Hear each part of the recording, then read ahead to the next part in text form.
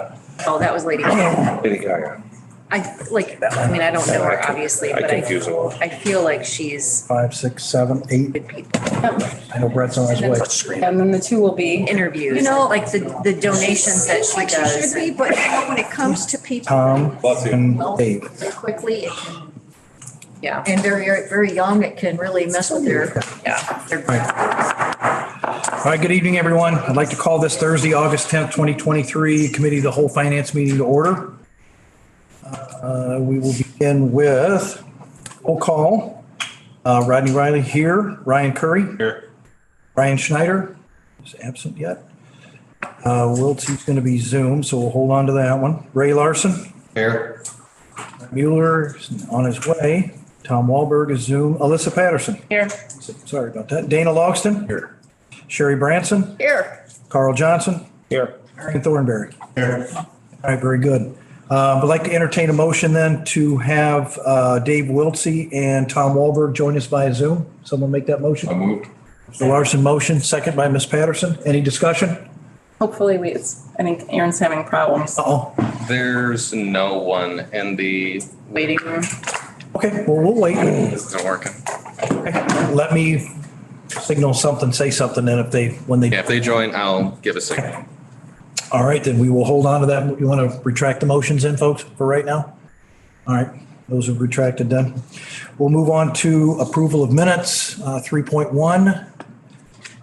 Let me see here, we get pulled up. I need a motion to approve July 6, 2023 Committee of the Whole Administration meeting minutes, July 13th, 2023 Committee of the Whole Finance and Executive Session meeting minutes, please. So moved. Motion by Mr. Curry, seconded by Ms. Branson. Any discussion? All those in favor, aye. Aye. Any opposed, same sign.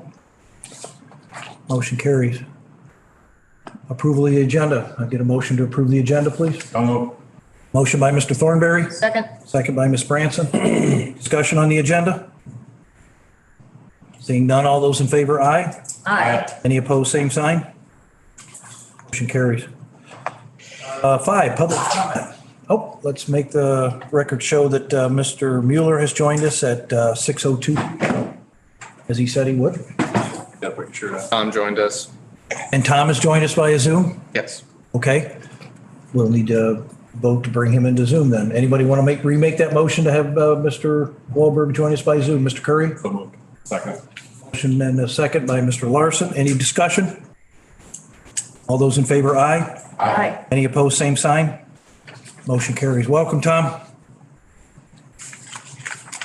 Hey, thank you. All right, no problem. All right, again, public comment. Do we have any? Is he on Zoom yet? No, they'll let me know if he comes on. Thank you. Anyone for public comment? I didn't get any slips. Nothing emailed? Nope. Okay, we'll move along then, and I will turn the meeting over to Mr. Mueller. If you're ready to go. If not, I can take it until you're all set. Yeah, take it for 1 second. Okay, no problem. We'll go on to 6.1. Oh, no, I'm sorry.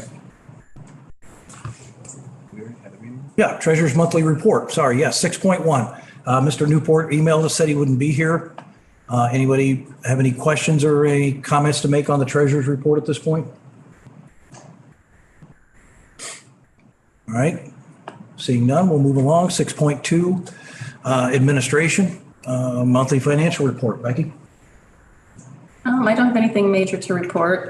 Revenues are holding steady. The PPRT, our personal property replacement tax, continues to be extremely high. They did just release what the numbers would be for state fiscal year 24. They're still significantly high, but lower than this year. This year, they're coming in at about 1.6 million for Boone County, and next year they're anticipating just under 1.2. But that's still, and that's state fiscal year, not county fiscal year, but that's still significantly higher than budget. Our budget generally for that fund is around $500,000. So even for it to come in at 1.2 million is significantly higher than what we would normally see. So it'll be less than this year, but still much higher than normal. Other than that, I don't have anything anything else to report. If anybody has any questions, the last page discusses our balance in ARPA funds. Obviously, you've allocated more funds in this, but this is actually what has been spent and what gets reported to the federal government. If there's any questions? Anybody have any questions for the administrator? All right, seeing none, we'll move on. Brett, you all set? Sir, go right ahead. Moving on to 7.1, water resource mapping strategy for Boone County. We have a presentation on that. Presentation on that. Sir, come on up, introduce yourself. Yes, sir, please. Ronnie, I think I got Dave Wilkie, I'm live now. Okay. Just before we get started then, can I have a motion to allow Dave Wiltsey to join us via Zoom? So move. Motion by Mr. Snyder, second by Ms. Patterson. Any discussion? All those in favor, aye. Aye. Opposed, same sign. Motion carries. You're welcome, Mr. Wiltsey joined us at 6:06 PM. All right, go ahead, sir. Hi, thank you very much. Can you hear me okay? All right, my name is Jason Thomason. Thank you very much for the opportunity to talk to you tonight. Again, Jason Thomason, I am a geologist from the State Geological Survey at the University of Illinois. We're part of a research institute as part of the university that has been largely over the years. We've been an agency for about 100 years, and we are a service agency for the state. We help communities with anything from any kind of natural resource issue and statewide survey issue. I don't think your mic's on. Might be on it. I just not hold it Take close. the one there next to you. Just take the The one taller next to one you. is easier. Mr. Curry had it That going. next to you. Yeah, just take that one. Batteries. Maybe that's solar powered. Is this better? Yes. There we go. Thank you, sir. I So can hear you. I just didn't know if the people on Zoom could actually pick it up. again, I'm a geologist. My name is Jason. I'm accompanied by my colleague, Kisa Mokanyamale. We're both geoscientists that work for the university. We've been working in Northeast Illinois for decades. My career has been largely up in Northeast Illinois, doing service work for communities, counties, looking at water resource, helping them with water resource management decisions and water resource protection decisions. And as geologists, we study the geology of areas, of counties and municipalities to try to understand their geologic framework, which is certainly where their water resources come from. So I wanted to, and we've been involved in McHenry County for a long time. We've been in communication with Boone County for a long time. I can't remember when I met Sherry Branson, but it was probably 10 years ago, maybe. It's been a while. I was on the board originally. We were trying to gain momentum to do some work in Boone a while back, and that has been postponed a little bit, but we got momentum here in the last 2 or 3 years with some funding sources. And I want to go through that on the slides. Okay, let's just go through that. So anyway, thank you for your support, Sherry, throughout these years. And I wanted to try to take the opportunity to pitch some ideas on where we could go with water resource strategies and helping Boone County with that.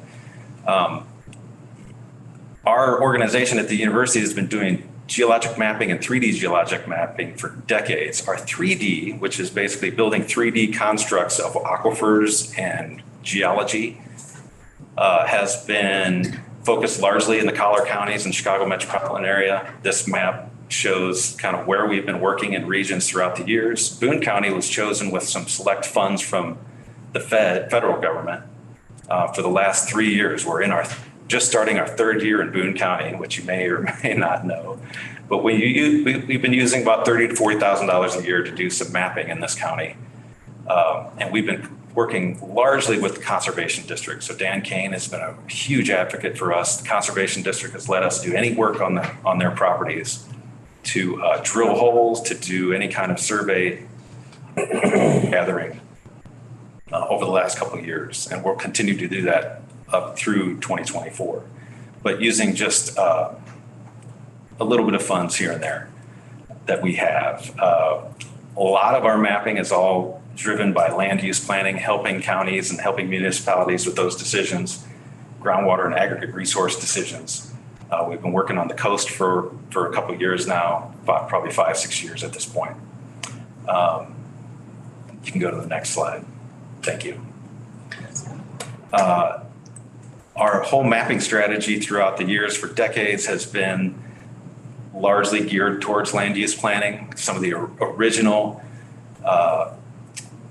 studies that were done in the early 80s were for the IEPA, helping them making maps of where they can enforce different types of land use management or different environmental regulations. One of those in the early 80s was for Boone and Winnebago counties, which was done by our director, who's currently our director, who's been at the state survey for over 40 years. So anyway, the origins of mapping are rooted somewhat in Boone County relative to across the state as well. Next slide, please. To get specifically more into Boone County, there is a regional aquifer problem in the Chicago metropolitan area where deeper sandstone aquifers are being deleted or depleted more rapidly than they can recharge, and they've been depleted over the last 100 years. And this is a map of the Kona depression of the water table in those aquifers, and it's centralized around Joliet. So around Joliet, the water table and the water levels in those aquifers has dropped over 800 feet. And some of the wells in Joliet are pulling sand, they're pulling air because it's dry. Now, Joliet has invested billions into then buying Lake Michigan water, but this is still going to be a problem with industry that's pulling from that same aquifer. Short story of it is that problem is also impacting Boone County, Winnebago County, all the way up into Wisconsin, because it's all the same aquifer. So Rockford is still pulling water from that same aquifer that's being pulled so much from Joliet as well. Does that make sense? This is a deeper rock aquifer. Next slide, please. An image of that aquifer is, I use this, if you want to look at that screen, I can use a pointer, but the blue layers here of rock, this is a cross section. The blue layers of rock are aquifer units across the northern part of the state. I promise I won't hit you with a laser, Rodney. This particular aquifer here, this SP, St. Peter sandstone, that's what large numbers of communities are pulling from. This is what Rockford pulls from as well, some of their water. And this particular scour, called the Troy Bedrock Valley, is a scour that scours all the way down to that sandstone, and it's filled with a bunch of sand and gravel and clay and stuff from the glacial episodes. Well, this particular valley is cutting across Boone County. And from the epicenter of the pumping, which is over here now, Joliet, this particular valley is the first encounter of those rocks with surficial water.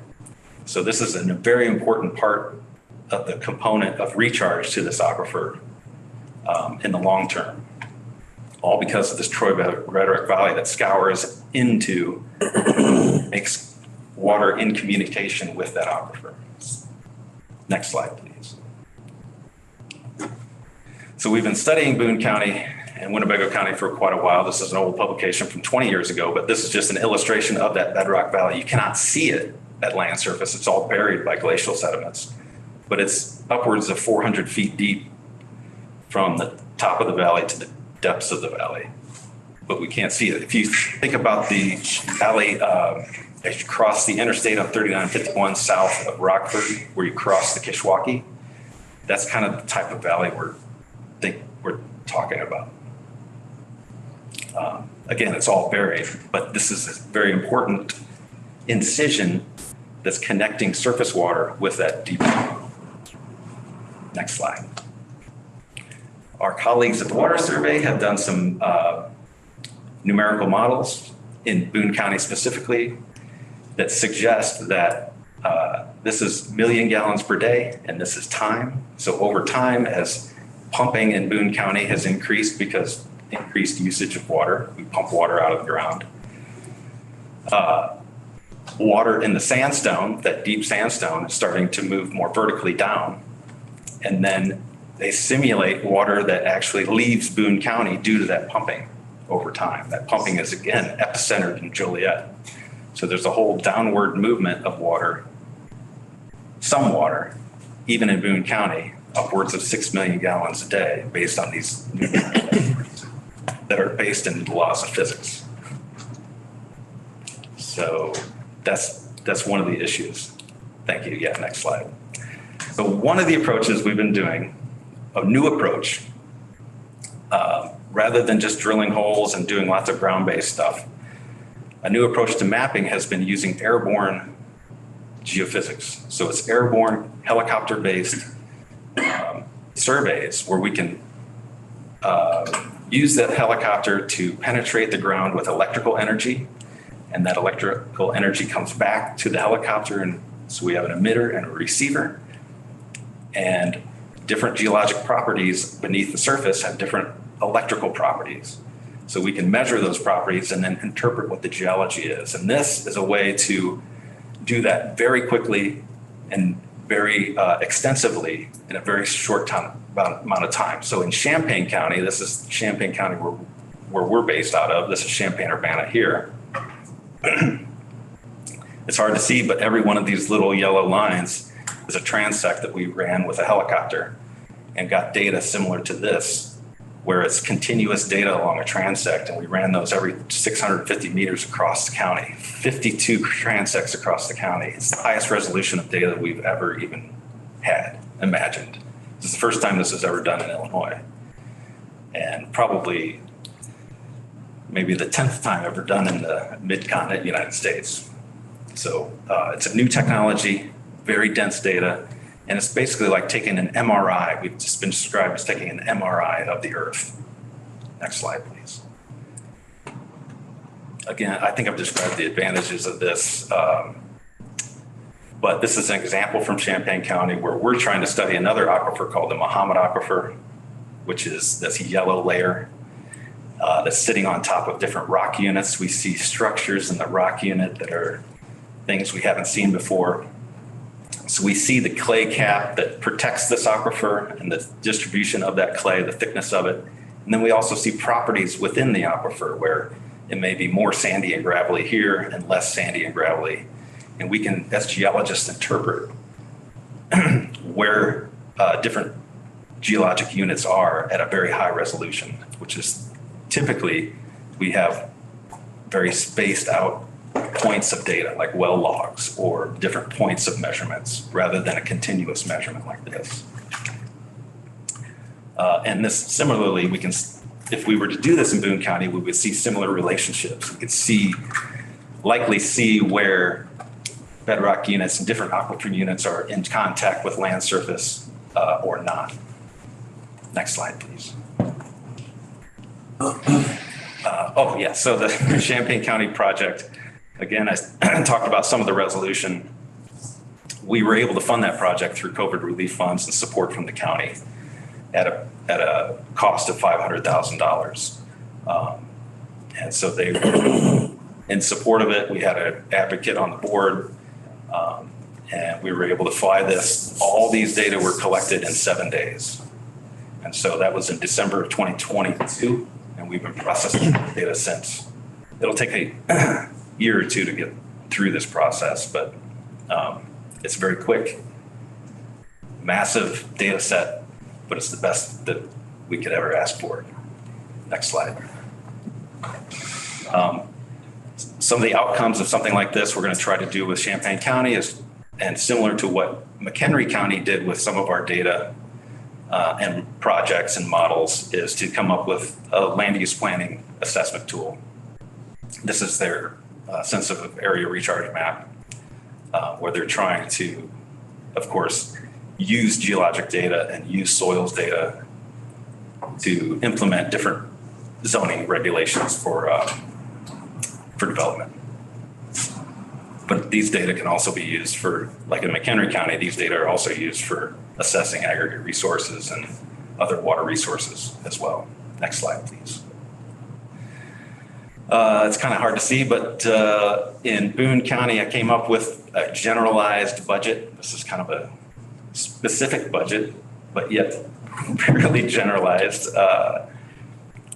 Estimated cost summaries of what it would cost potentially to do the airborne data acquisition. This is a company out of Canada that would do this. We have good relationship with them.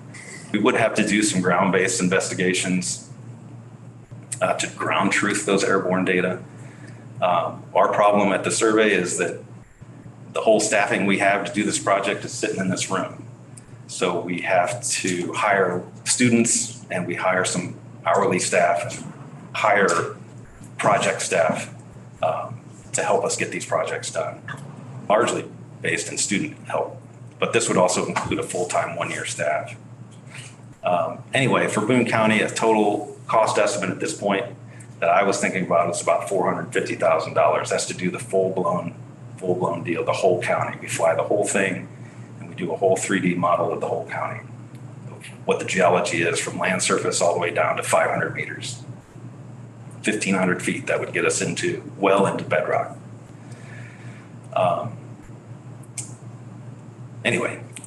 So that would set up the geologic framework, and we would interpret everything we can with the data set that we would have to build this geologic model that would be probably the highest density model that we've ever built other than Champaign County. Champaign and Boone would be the two pilot studies in Illinois. And this is a picture of our wonderful field crew from last year working along Long Prairie Trail, taking some data. Next slide, please. This is our drill rig working at the intersection of 173 and Meyer Road along Long Prairie Trail, where we installed a monitoring well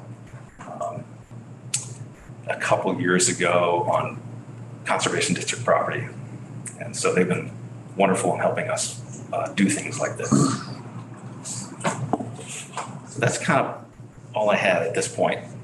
Happy to take questions. Bombarded you with all kinds of stuff. Anybody have any questions?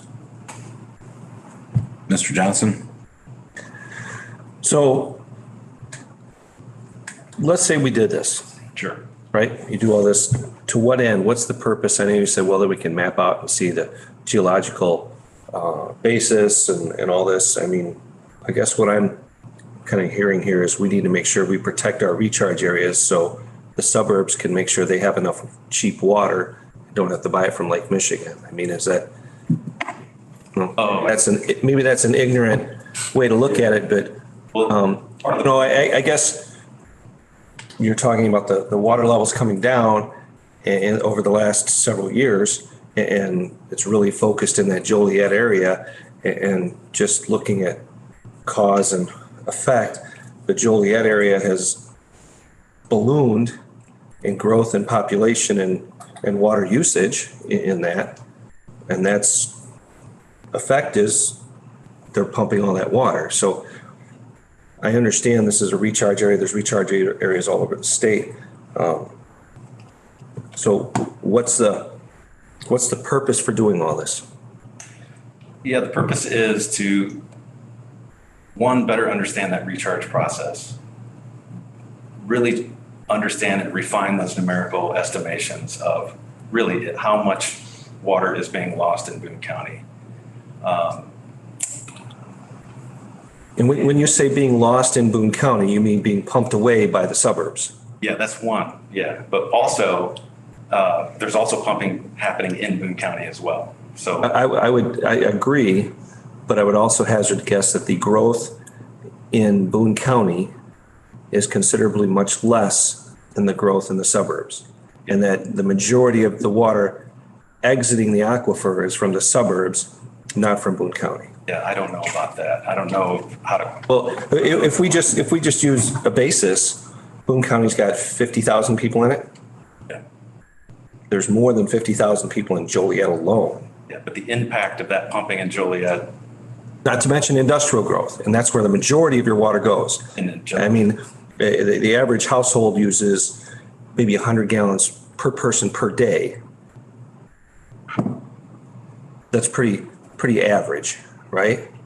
Sure. But a factory is going to use considerably more. Industry. And that's where your large water users are. Exactly. Whether it's Chrysler or it's other manufacturing plants or plants that are selling bottled water. Agreed. Industry is a huge user. The way we usually I am not a water resource manager or a decision maker. I'm a geologist. So the way we help decision makers like yourselves is to help you understand as much detail as we can help you understand with the geologic resources that you have to work with. And that's how we try to help you, is to map out all the geology and understand those relationships between geology and the water resource.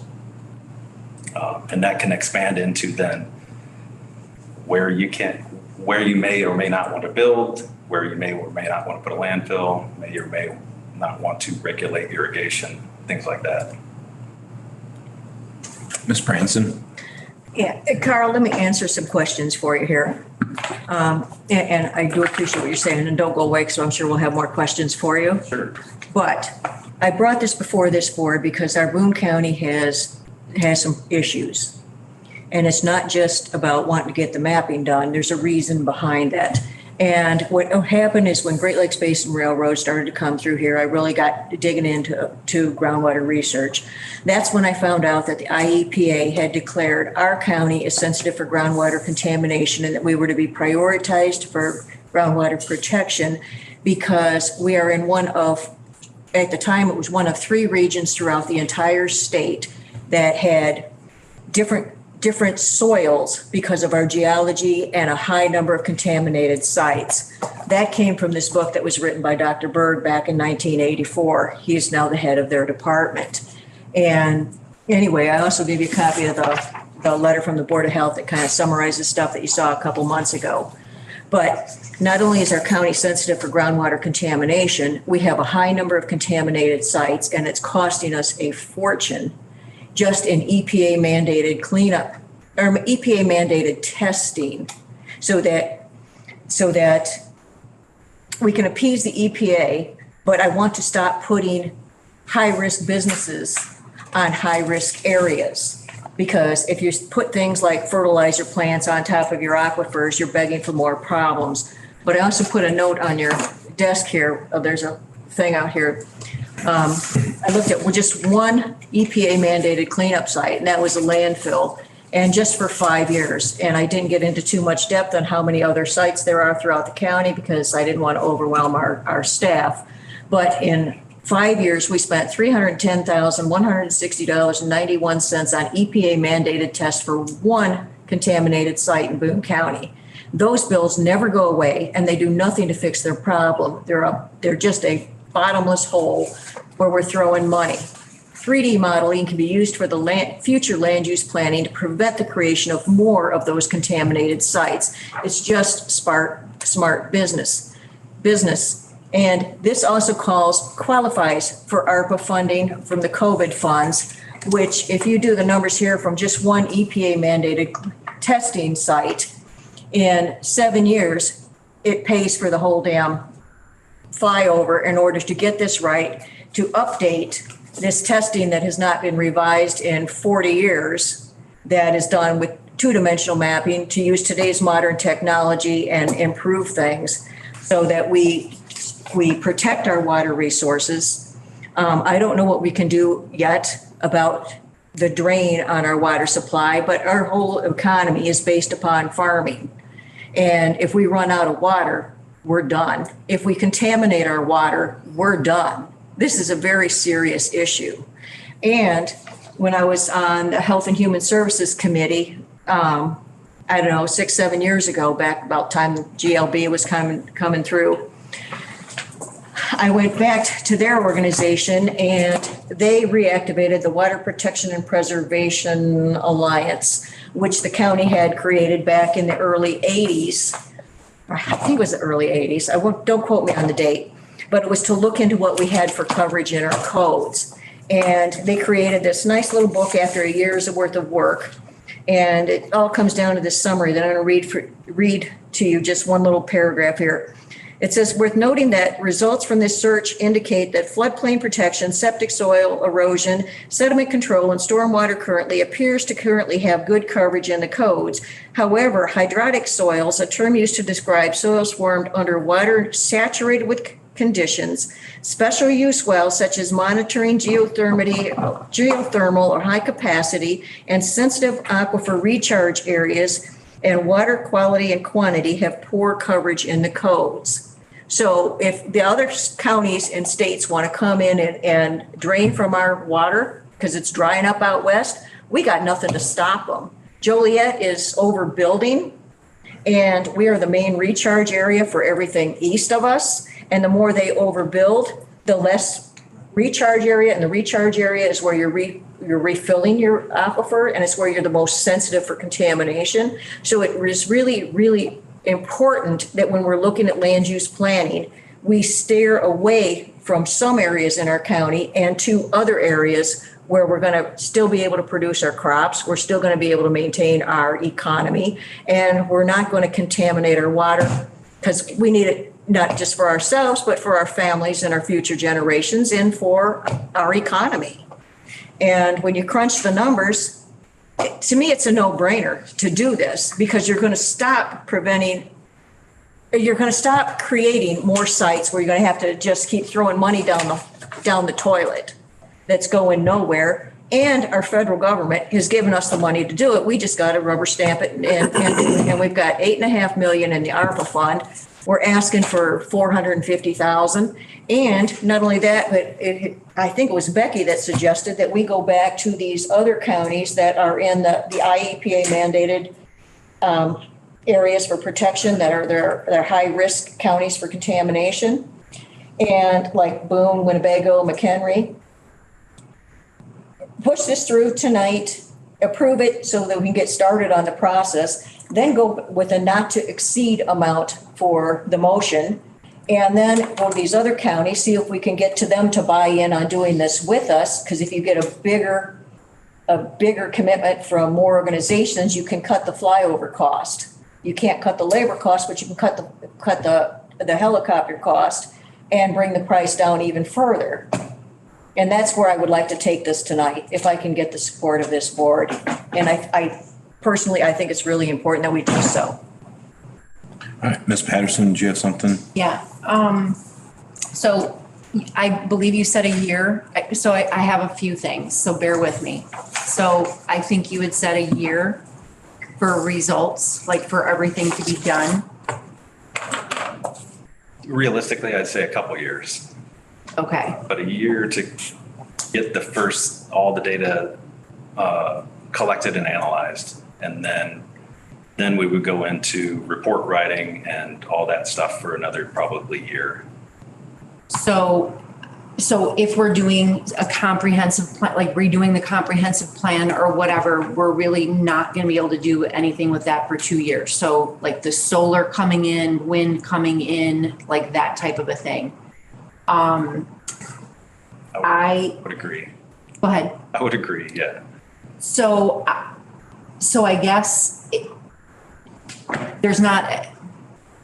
I don't disagree with the process. I guess it's just okay. So I lost my train of thought. So Champaign County, what was their motivation to do it? They have an aquifer as well. Yeah. And what is their plan? Are they redoing their comprehensive plan? Yeah, I'm not sure if they're integrating this into their comprehensive plan. Their initiative was all of Champaign-Urbana and all of East Central Illinois is supplied by one sole source aquifer. It's a US EPA designated aquifer that is the sole source of water for all the residents. So it's a quite important water resource. So Champaign has invested in studying that aquifer like this as a strategy to get ahead of the game. And we're incorporating all these data into numerical flow models by our colleagues at the university who have working physical or models based on physics. And we incorporate the detail that we get from this helicopter stuff into those to improve their simulations. So then they can simulate any kind of pumping scenario, they can simulate a pollution scenario and understand then potential long-term or short-term impacts to that aquifer. But there's nothing that we can do to prevent Joliet sucking all of the water out of here. So I guess where I'm going is that if we do this, going to what his point is what is the benefit? Because the robber isn't here, the robber is east. So I want to do this. We need water. We can't live without it. But I don't want to say yes to $450,000 if it's not going to give us something in prevention. Yeah, and I guess I emphasize that regional issue as an important issue because it is a regional thing, and it's striking to me. Certainly there are local benefits to this project with your own pumping centrally, your own issues of protection. Anything that you're doing in the county will be benefited by understanding detailed geology of your county. So you mentioned a well. So like if the health department approves a well, they would know where to put it on the property or say, no, it can't go on that property because of this? Yeah, I'm not sure how the health department regulates putting in a well, but it would help. Is it you? Sorry. It would help any decision maker, whether it's the health department or not, or a well driller. Right. Help them understand better where they could find water or where they couldn't find water, or where they should find water and where they shouldn't. Domestic wells are not a big impact on water resources like this. We're more interested in where wind is going, where solar is going, where industry is going. Right? I mean, in my mind, like that's what's coming down the pipeline. So is Trish on the line? Yes. We know? Trisha's on the line. So is it something that with what we have right now with say wind and solar and that type of a thing, are there still things that we can incorporate to that with wind and solar, or because of the state mandated stuff, are we stuck? Well, we do have a provision in our ordinance now that we do take the aquifer in as a factor when you guys are deciding if it meets those criteria. It's not a determinative yes or no, but it's just a factor to consider. Would be a check on the box. Okay. Mm-hmm. Okay. All right. Thank you. Mr. Curry. Obviously, this is an issue. I get the local reasoning behind it as to set up a comprehensive plan and stop placing industrial sites onto places that could future cause damage to an aquifer or suck from an aquifer area. But if this is also a statewide issue, which we brought up from the Joliet issue, and that says, why isn't a governor or a president seeing this issue and giving us all the funding you need so that we can battle a problem so that we can have water? Have you guys gone that route so we're not draining money out of county? Yeah, I mean, I think Senator Durbin is aware of this. He's been a big supporter. He supported our Muhammad Aquifer studies in East Central Illinois. In the Joliet area, our colleagues across campus are working closely with Joliet. Joliet has funded them directly with groundwater modeling studies. Will County has funded them. I think Joliet is in Will County.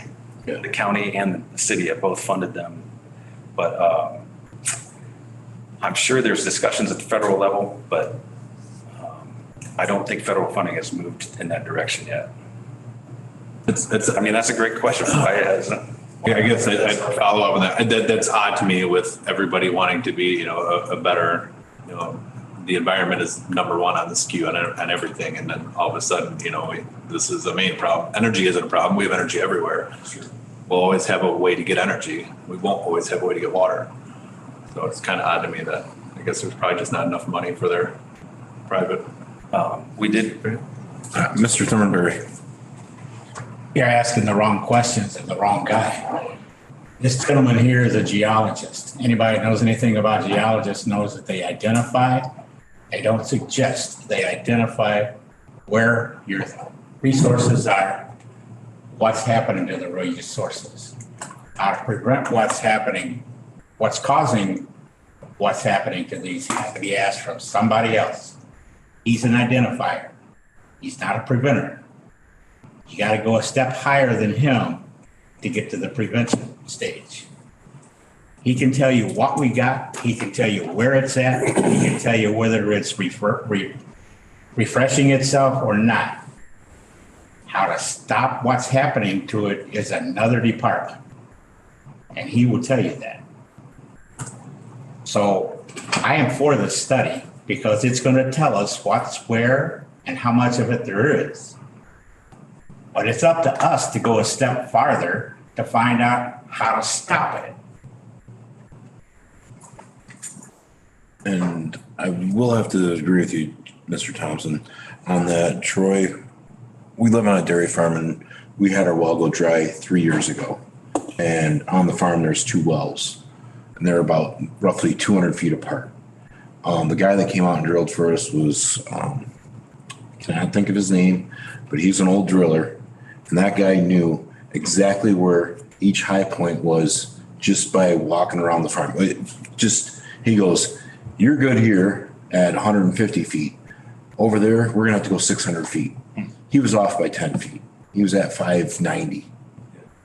And it just, when he hit bedrock, that's where he placed the well. I mean, he's just an old well driller. So he's a geologist by drilling thousands of wells in Northern Illinois. It just, certain people like that. So I understand where you're coming from on it would even be beneficial for local well drillers, because if they had a pinpoint, if this is such a detailed, intricate map, they could come in and say, hey, if you drill here, you're going to hit sand and you're going to run out of water because there's it's like walking on Mars. You're going to have these big pillars. You could hit that top of that pillar here, but you move over 10 feet and you could drop another 300-400 feet. It's just the way the water, the glacial, everything had moved.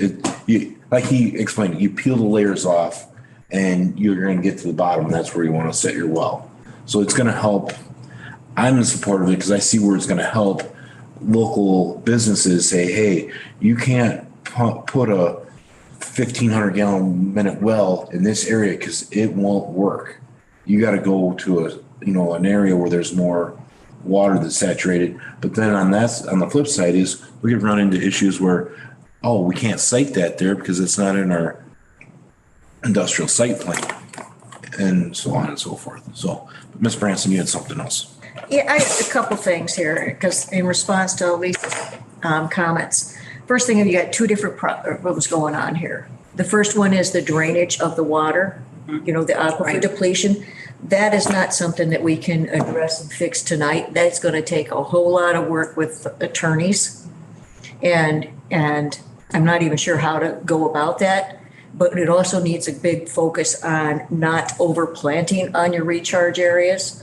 Like there's one of the counties, and I want to say it's Lake County that is east of us, that way overbuilt. And they put parking lots and buildings and everything all over their recharge areas. And then they cut off their own water supply, and then they ended up tearing down tons of nice stuff. Then they cost that county millions to tear down stuff so they could reclaim what they had covered. And this is a way of preventing that with virtue growth. The big perk for us with doing this study is that you can use it to prevent creation of future contaminated sites and to protect our water supply so that we have clean drinking water. And as for the solar ordinance questions, when I presented the arguments on to the ZBA over the whole solar thing and where to put them and all of that, I based it heavily on our groundwater research that has been done. I took and I focused a lot of the information from the Great Lakes Basin studies because that knowledge was transferable. And the ordinance was written so that you can refer back to where their aquifers are and our current maps, whatever those most current maps are, so that you can reduce the risk to that water supply. Now, when you're looking at these maps that we're presenting tonight versus the maps that came from the study in 1984, I kind of consider that like looking at photos from the 1950s versus photos on our iPhones today. It's so much better clarity, it's so much more information, and it's just a much better quality, so that you can then use that information once you have it, then you incorporate it into your land use map and into your comprehensive plan. And I know we just updated our comprehensive plan a couple of years ago, but we also included an entire chapter on protecting our natural resources in that comprehensive plan.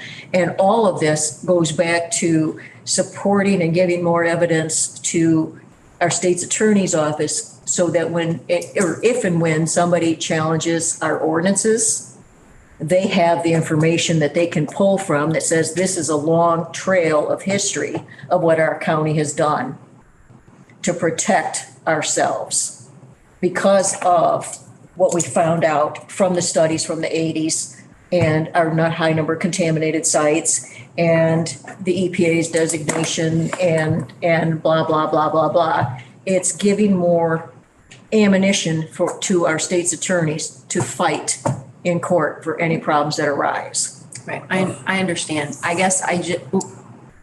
Mr. Riley?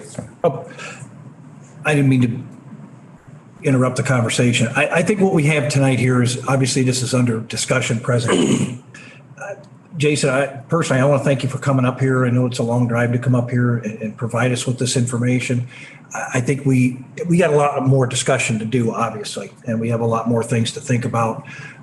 Personally, I'm interested to see if, and we've had this discussion already with staff, that, maybe looking at this from a regional standpoint, there might be something that R1 might be interested in helping out, something like this, getting in McHenry County, like you had mentioned, Sherry, that we could cut costs or combine efforts here with Winnebago County.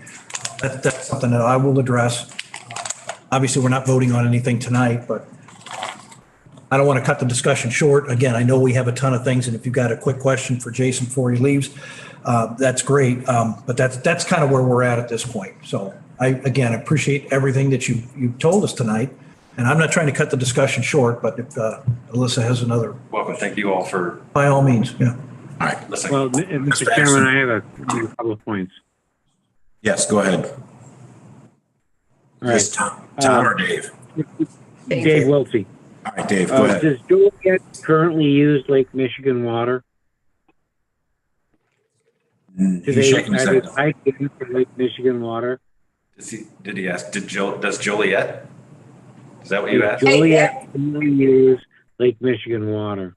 I think currently no, they're on well water, but they are. It was very evident to me in the 70s, and I'm serious about this.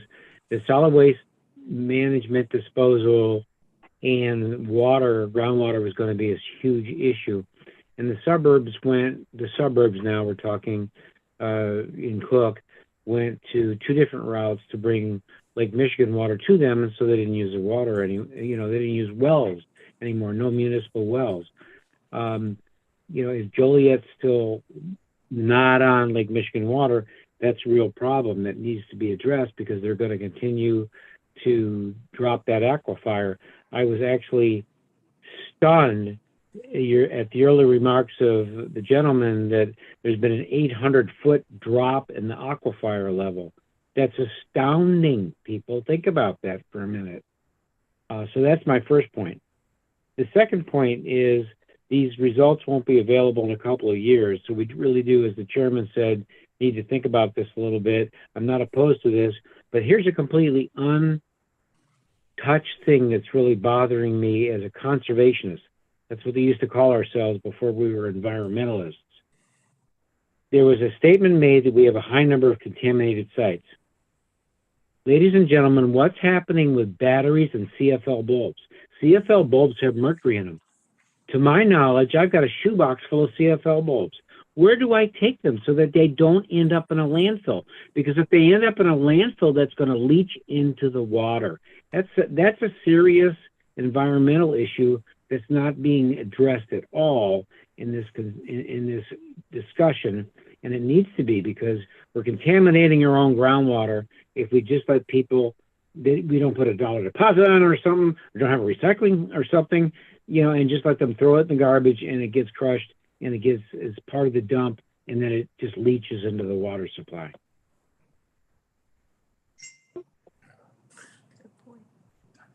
Anybody else?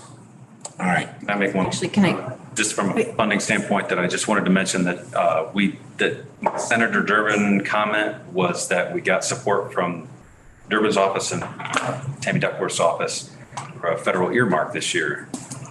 First time in like 14 years that the U of I got one.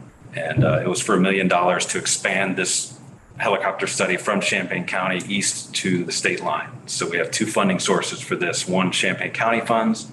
Two is federal earmark funds. So that's a source that has been successful. Expressed that he likes to fund projects like that up front and then fund them to finish them. So over the course of a 5-year project, he may fund up front and at the end. So we did not get the second year funding for the earmark. But anyway, that's a source that could be a possibility. Yes, Ms. So, how long, so if we did vote next week or today or next week or whatever, how long would it take to start the process? That's a good question. We have a project, we're going to use these earmark funds this fall. So the company from Canada usually tries to schedule, if they come to Illinois, they'll try to schedule a project here and maybe another project somewhere else. So if it was voted on, we could probably get at least the flights done this fall. But it would, okay, so this fall meaning October? October, November, December, just depends on when we could schedule it. Would you agree, Keitha? Sorry. Yes, I will agree. And I'd like to add one thing. Could you come up and use the microphone, please, dear? Thank you. You need to enter your name into the record as well. Thank you. Like Jason mentioned, I'm Kisa Mwakanyamale. I'm geophysicist who processed the data. So what Jason mentioned, that it will take up to 2 years to get the results. 2 years, it's when you get the final report. 2 years is when we give you the final interpretation. So for example, for Champaign County, we collected the data in December. By September this year, we are going to give them an update. So we have some data processed already. We don't have final interpretation, but we can show you this is what we have. This is what we are seeing so far. How much you want to use that preliminary report is up to the county to decide how to use it. But towards the end, that's when we give you the final report and all the analysis. So you might get report along the way in those 2 years. And just one example that this same study was done in Nebraska, how they use the data is you get a full picture, the size of the aquifer. So you know how much you have, and that can update the models on water supply planning. So if you thought you have, let's say 50 million gallons, then the results comes and give you, maybe we have 30 only, it's continually being depleted, then you can replan how to use the water. You can replan how to place, like what you mentioned, how to place in the companies and manufacturers later in as you go along and get the data. So there's a lot of usage of these results when you have the final report. Thank you. Yeah. Thank you, everyone. Let's move on to 7.2. I need a motion to approve the proposal from Buffalo Contracting for the new roof at the Highway Department Administration in the amount of $25,500. $18,408.68 will be paid from the insurance claim reimbursement, and remaining balance will be paid with the Highway Department. Mr. Crone, you got anything on this? Or, I'm sorry. Mr. Larson moves. Need a second? Second. Mr. Curry seconds. Mr. Crone, discussion? Sure. So we did plan to replace the shingles this year on the roof of the Highway Department. After one of the recent hailstorms, we went through the administration office to contact our insurance. we are getting an insurance claim reimbursement for $18,000 something dollars.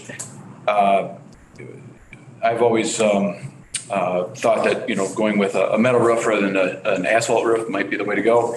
I just didn't have a whole lot of time to do research on this. I did some last minute research and we're bringing it to the board just to, I guess, have you help with that decision. But, I guess, ultimately we either use the $18,000 towards replacing the asphalt and there's no out-of-pocket cost, or we use that against a $25,000 metal roof. Like I said, I really wanted to go with the metal roof. I thought that was a better long-term solution. As I did some more research on it, I'm not so sure, I guess. And I apologize. I did a lot of this research last minute. I can't really see anybody either because my glasses were on my head this morning, but they're not at the end of the day. So that's why I was wearing my sunglasses. One of those days. Yeah, it's been a long day. I started this morning with them on my head on a roller up in on Centerville Road, and I went to grab them, and they're not there now. So I can just see shapes out there. But so that's my take. I did some very last minute research and kind of changed my opinion a little bit on the metal roofing, and I think that I'm not as convinced as I was prior when I budgeted the money. So we do have, like I said, we do have money to go with a metal roof, but our highway department funds that were budgeted for this fiscal year. I guess I'm bringing this to you to get the board's opinion on which way to go. Mr. Johnson? First off, I'm a big fan of metal roofs. I think they are superior personally. That's my personal opinion. I do see there's a $12,000 upgrade to a standing seam metal roof. Have you had a chance to look into that at all? Yep, and that's so without a question, it seems like standing seam is the way to go. The exposed fastener is what is the reason that I'm not sold on. So the $25,000 metal roof is an exposed fastener, not a standing seam. So the standing seam, we did look into that. So it'd be $37,000 basically for. Correct. Yep. Okay. And then you subtract out it'd be 19 after the claim adjustment. Okay. I would amend the motion to go with the standing seam metal roof. Second. All right. We got an amendment to the motion by Mr. Johnson to go with the standing seam and a second by Mr. Curry. All right, Becky, go ahead. We've now reached the threshold over $30,000 that we will have to go to bid for that. And I'm capable of doing that, so yeah. Just so you know, we wouldn't be able to go with their quote, yeah. I got my. Want to just take this off then? I can see like this, so. That's all right. You're not. I don't want to offend anybody, so. Well, Mr. Chairman, we would want to know whether it's the full sense of the board to go for the upgrade for the roof. And if I understand correctly, otherwise we'd be under 30,000, and I would be in favor of the upgrade. I'm going back for bid. So we're wanting to go back to bid then. Then we can work on the bid, or Justin can. We can help you. All right, so we need to vote on off that. the table then, correct? No, we need to vote on the amendment. Well, that's fine. Okay. There was an amendment, so do we want to do that? Because if it fails, then we go a different way. So we've got a motion by Mr. Johnson to do the standing seam, which is over $30,000. A second by Mr. Curry. So can we do a voice vote or do we? Yes, you can do voice. So voice vote, all in favor, signify by saying aye. Aye. Aye.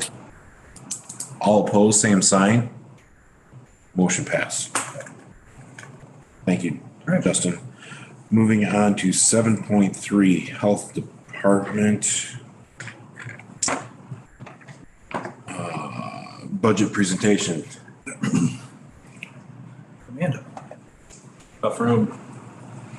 Did you leave your glasses at home too?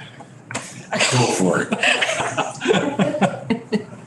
All right, good evening, everyone. Amanda Mail with the Boone County Health Department. For those of you that are listening in online, I am the lucky department that drew the short or the long straw or the straw to get to go first in the series of departments that are presenting their budget for FY24. So happy to be here to share a little bit about our budget. This is the 7th budget that I've worked on for the health department, and actually the 5th county administrator that I've worked with in the 7 fiscal years that I've been here. So I will say that I've sometimes been asked to give a presentation. Sometimes I haven't been asked to present anything at all. The process with Becky and her team has been pretty straightforward this year, and looking forward just to giving you a snapshot of what's going on with our budget. So just really quickly, for those of you that are new, Becky, do you have the PowerPoint? Yep, I can put the PowerPoint up. For those of you that are newer to the board, the Board of Health is appointed by you all. We have a county board liaison who is Mr. Curry, and we work with our Board of Health's Finance Committee every July in anticipation of turning in our budget after the August Board of Health meeting, which is what we've done. So here I am to present the information that has gone through the budgetary process at the Board of Health level, at the Finance Committee full board, worked with Becky's office and then also Ryan then to bring it forward here. And we manage about 5 to 7 different overlapping fiscal years every year because of all the grants that we have. So we have state fiscal year, federal fiscal year, county fiscal year, and then some of our private and foundation grants have just decided in their infinite wisdom to have like different fiscal years, which gets really confusing. So we have to work pretty hard every county fiscal year to get our grants to line up in a way where we can present you a pretty clear picture of what it's going to look like during the county fiscal year. So oftentimes we have to do a budget revision partway through the year because we get a new grant or a grant goes away or something changes. There was many changes during COVID. We had to make quite a few budget revisions. So if we do a budget revision for FY24, which I would expect that we would need to do probably early next calendar year, then we'd be happy to bring that forward to share with you all as well. And generally what we're talking with you all about are fees, which we talked about last month, and then levy, which you all approved for us as well. So what I'd like to do is hit just half a dozen points on revenues and expenditures, and there are worksheets that are attached. If you've never seen the way that the worksheet is set up, I have some presentation points that will take you through it from top to bottom, if that's helpful. So if you want to have these sheets up in front of you, sometimes that's helpful. If you just want to follow along in the PowerPoint, that's also fine. But when I'm referring to different line item numbers, I'm going from the top to the bottom. And I'm not hitting every single line item. I'm just hitting a few key points just to kind of give some education and information about how our budget is set up and what some of the changes were for this particular fiscal year. So if we look at our Board of Health Fund expenditure line item changes to start with, if you move to the, yeah, perfect. So salary and wages has increased 27% due to new grants. Office supplies has increased about 7% due to inflation and a new employee social committee that we've put together to work on things like anniversaries and employee recognition. That's going pretty well. We're putting some of the supplies in that category. Telephone has decreased by 32% because we've been able to eliminate a lot of the cell phone lines that we had during COVID. We had a lot of staff working from home. We had contact tracers working from home. We don't need those phone lines anymore. Printing has increased 9% due to budgeted items on specific grants where we have to print certain pamphlets or certain outreach materials. Other professional services has decreased by 56%. We have not heard about the renewal for our SORT grant, which is one of our Department of Justice grants. That's the grant where we have 2 subcontracts. One is with a Rosecrans staffer that works in the Boone County Jail, and one is with the Belvedere Police Department for their community law enforcement officer. We never like to put the cart before the horse with those very large grants. So one of the reasons we might need to do a budget revision is because if we do get that grant, it's actually double the amount that it was 3 years ago. So it will significantly change this line item. But for right now, we're not including that. And so it brings the line item down by 56%. And then lab fees have increased due to increased costs through PACE laboratories for our water samples. The next slide, just a few more points on expenditures. So equipment has increased 76%, and that's due to our environmental health software system that we use. We did have that paid for through COVID grants for almost 3 fiscal years, which was extremely helpful. And now we will need to include that in our sort of our general funding that we do every year for our fiscal year. Outreach and advertising has increased 20% due to additional budgeted items on grants. And then our FICA is up 34% due to adding salaries from required grants and increasing in positions. IMRF is also up. Health insurance is only up by about 3%. So that is on the expenditure side. And then if you want to follow along with your other sheet, which is labeled Board of Health revenues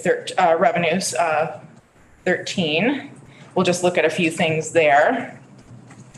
So it should be 301-100 is the health tax increase request at 31%, which we're going to talk about here on the next slide. The health tax resolution, which is 301-200, is actually double the amount because we are waiting on a levying of that levy that we were supposed to receive 2 fiscal years that was not properly levied. So that's not an increase. That's just the recouped money from 2 fiscal years ago, and then the normal amount that we receive, which is half of that actual amount, just to clarify. And then items 329-011 all the way through 131 are the environmental fees that you all voted on last month that are up by 25% per this board's approval. Laboratory fees are up also on the revenue side due to pay slabs. We actually don't make any money off of that. We actually lose money off of that still due to the increase, but it does help us to balance it out a little bit more. 360-070 is miscellaneous revenue. That's up 600%. Please don't panic. We haven't used that line item in previous fiscal years as much as we're using it this upcoming fiscal year. We have an Illinois Medicaid Assisted Recovery and Northern Illinois Emergency Response Coalition, which is NIPARC stipends that we have received. They're not grants, and so they don't fit in the grant line item. So we have put them in miscellaneous revenue. They're earmarked for very specific tasks that we need to complete, but they're not considered grant and they don't require the same type of reporting. So we don't put them in the same line item. 370 is interest decreasing due to less money in our reserve account. 379-300 are our clinical services that are up 33%. 381-30 is our local health protection grant increase, which is going up 75%, which I'm going to address on the next slide. And then 399-100 are our state and federal grants decrease of 3%. And again, that's due to that Department of Justice grant, which we're not counting on until we've actually been notified that we're going to receive it. So we'll move to the next slide, Becky, if you don't mind.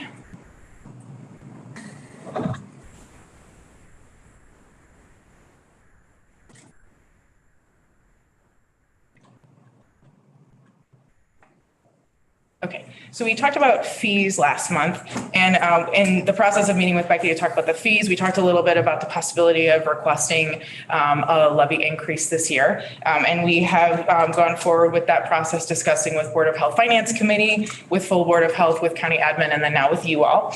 So one of the things that we were taking into consideration, which I know we talked about or touched a little bit on last month, was that there's a couple ways that we can balance out some of the programs and services that we're mandated to provide that are not covered by grants, right? So we have levy funding or taxpayer dollars.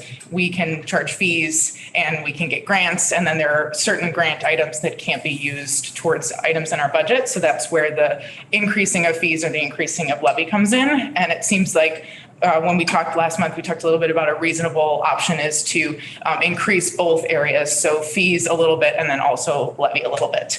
So I listed what was in discussion with the Board of Health before we came forward last month to talk about the 25% environmental fee increases. And we were looking as a board as to whether, if there was no increase in fees, what would we need to ask for in levy increase? If it was 15% or if it was 25%. You all passed a 25% increase. So with the deficit that would still be projected for the food, well, and septic programs is just right under $70,000. So we were planning to propose a $75,000 levy increase this year, request that of you.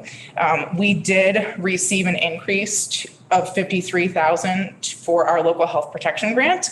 So we're able to use that $53,000 increase towards the EH software that I mentioned in the presentation. We need about 13,000 of it for our increasing communicable disease activities. So that's the 71 communicable diseases that we're state mandated to respond to. And then we'd like to put 15,000 of that grant money towards helping to close some of that deficit, which I'm able to do because I'm able to put it towards salary of a specific staff member in my office. So it closes the request from 75,000 down to 60,000. So we're able to use that to kind of offset that. So the ask of a levy increase this year would be $60,000. And just in talking with county admin a little bit about kind of that process, it's my understanding that there are some other departments that are looking into potentially also asking for levy increases, but I would defer to Becky on that. I can respond if you'd like. Okay. Yeah, in my discussions with Amanda, and as I think I've alluded to as we start to talk about gearing up for the tax levy for next year, with the CPI being as high as it is and with the county being under tax caps, if you were to want to raise any of the levies, this is the year to do it. This is the year that you will have that funding available to increase the levies. So just keep that in mind as we work on that. So that's why we talked about putting it in for this year. I know also last month I talked a little bit about some of the surrounding counties and how much of their budget is actually levy dollars are used towards balancing their budget. So in Winnebago, it's 24%, in DeKalb, it's 17%, in McHenry County, it's 28%, and in Boone County, it's 8%. So I ran the percentages if we request the $60,000 increase, and then we factored that into what percentage that would be of our budget, it would bring it up to about 11%. So we don't need to go up to 24% or 17%. We're doing actually relatively well with the grants as we've continued to add positions, making sure that that balances our costs. Our biggest challenge just in talking to county admin is the balancing of those environmental programs that are state mandated and have to be covered by tax dollars and fees. So hence this discussion, right? I'm happy to take any questions. Any questions for Amanda? Thank you, Amanda. Can I? Oh, Ms. Patterson, sorry. I don't know. I just want to make sure if I'm reading this correctly, like it's other clinical services is up. If I'm looking at it right, 33%. Is that people coming in for services, or is that something different? Yep. So that would be increasing as we increase some of our grants for some of the programs that we're able to offer for clinical services, then that line item goes up accordingly because we're offering more things. Okay. Right. So we have a new WIC outreach grant, which is actually the first program that we're going to be able to run on the mobile unit and requires like an additional level of clinical services that get then offered. And so we're projecting that is going to increase that line. Our ability to help more people. Exactly. Yep. All right. Thank you. Brian? Totally off subject, the mobile unit looks pretty cool. It's pretty cool, isn't it? Yeah. I'm gonna drive it. Yeah. We are hiring a driver if you are looking for a part-time opportunity. I want me driving. I do. And I'm happy to, on that note also, I'm happy to stay after the meeting. I think there was a little bit of miscommunication about a tour that was going to happen before the meeting. I was here at 5:30 and I don't think everybody was able to get here at that time. I can stay after the meeting if people would like to see the inside of it. It's really, really well done. It's really exciting. So. All right. Thank you, Amanda. Moving on to 7.4, a motion to approve. We have to. No, it's just discussion. Motion to approve the market proposal for Cartwell Agency for the Boone County Public Transportation Program. Expenses are to be paid using CARES IDOT funding. Brian moves. Second by Mr. Larson. Any discussion? I could probably just, in your packet, you'll see there's a memo from Erin Marshall, our PEPCOM grant manager. As part of trying to rebrand Boone County transportation, public transportation, part of it is actually rebranding and hiring a marketing company to come in and do a complete overhaul survey residents, what are we missing, who should we be targeting, that whole type of thing. So we did an RFQ, request for qualifications. I think we had 7 or 8 firms submit proposals, chose the top 3, interviewed them, received more firm financial proposals. And we met with Council on Aging yesterday and would like to go with Chartwell Agency. They're out of Rockford. They've been around a long time. I've attached their proposal as well as the company that will completely rebrand Boone County Public Transportation. If there's any questions, the proposal, it's a range of about 35 to 40,000. This is not paid with any county dollars or county ARPA money. This comes out of a separate CARES, the IDOT funding, the same as what's paying for the architect that's doing the feasibility for the transportation center. So it comes out of that same pot of money. So if there's any questions, I'll try and answer. Ms. Branson. Why did you feel the need to rebrand? So the rebranding would basically, most people, and Elisa, as the rep sitting on BCCA, can probably attest to this too, is that most people feel that it's a bus just for old people. They don't understand that this transportation is available. It's Boone County public transportation, everybody.